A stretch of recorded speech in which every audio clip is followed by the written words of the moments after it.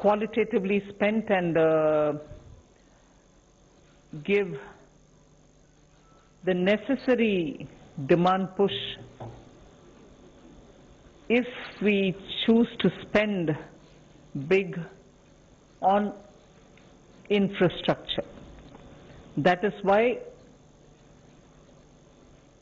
if there are two important features of this budget, it is that we chose to spend big on infrastructure, which spans across roads, bridges, ports, power generation, and so on. And also to, as a second feature, attend to the need of the health sector. And even there, capacities for better health management had to be brought in the light of what we have gone through in the last year. And therefore, capacity building in health has taken a very big place in the budget. I've just given a probably just a feeler on what capacities we are talking about, whether it is establishing of labs, whether it is establishing of National Institute of Virology, or whether it is looking at the blocks where you need critical care centers, or whether you're looking at testing labs. Let's just remind ourselves that when the lockdown happened, we had probably just a few, two, if I'm right, 2 or 3 testing labs in this country. During the lockdown, that number was increased to a couple of hundred. Now, therefore, one of the things that we've aimed here is testing labs, Institute of Virology, aspirational districts having better health care. So, infrastructure spend for health has gone down to the level of planning for the block level requirements, aspirational district level requirements, state level requirements, and national institute level requirements.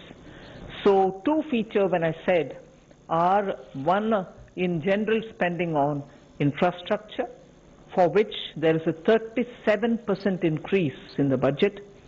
5,45,000 crores is what we are giving for this year. And health, it was also something which received something like 94,000 crores in BE of this year, has gone to 223 lakh crores. So you find big numbers in health, big numbers in infrastructure.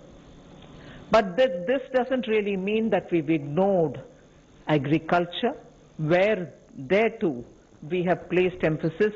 I've increased, as I read it out in the budget, the allocation for NABARD for being able to send more credit through to the farmers. Agricultural infrastructure development cess is something which we are bringing in without on any one single item wherein we are putting the cess, the end consumer paying more than what he is paying today. It is just a restructuring we've done, for instance, of the basic customs duty, where it was, let us say, 12%, we brought it down to 7% and added possibly only 3% on the infrastructure development cess. End of the day, the consumer has ended up paying that much only or less. In no category has he ended up paying more after the agricultural infrastructure development cess. That we have done only because we wanted to be sure that in order to improve agricultural infrastructure, we have a dedicated amount coming out of the budget, rather than that going into the consolidated fund. It might still go, but we know what has got to be used for agricultural infrastructure.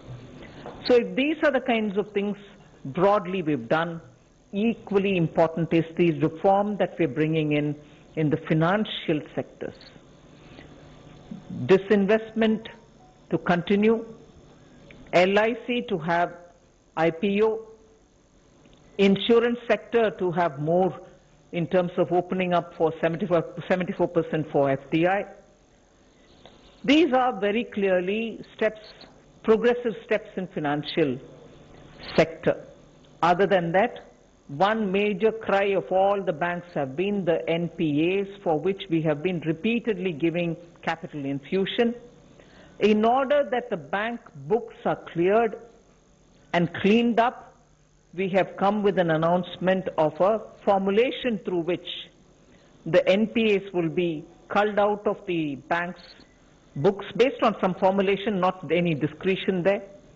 It goes to a holding company-like structure, which after doing the necessary, sprucing up and also cleaning up and weeding out problems of that particular asset, will be through an open process, attract asset reconstruction companies which can come and bid for those assets. Even at that stage, after some haircut obviously, banks will get some money back to those NPAs, for which they only kept provisioning for the NPA, but didn't have the wherewithal to dispose them off legitimately. So we are giving that comfort to the banks. And also for funding the infrastructural requirements, a development finance institution is being brought in.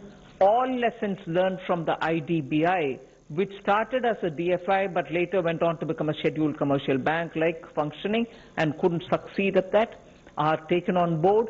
So this DFI, even as it comes with about a 20,000 crore given by the government, which with a little more every now and then added, will eventually be used for raising about 5 lakh crores in a matter of next 3, 4, 5 years, is a formulation where when the law gets passed on that, we will still have an opportunity for the private sector also to set up their own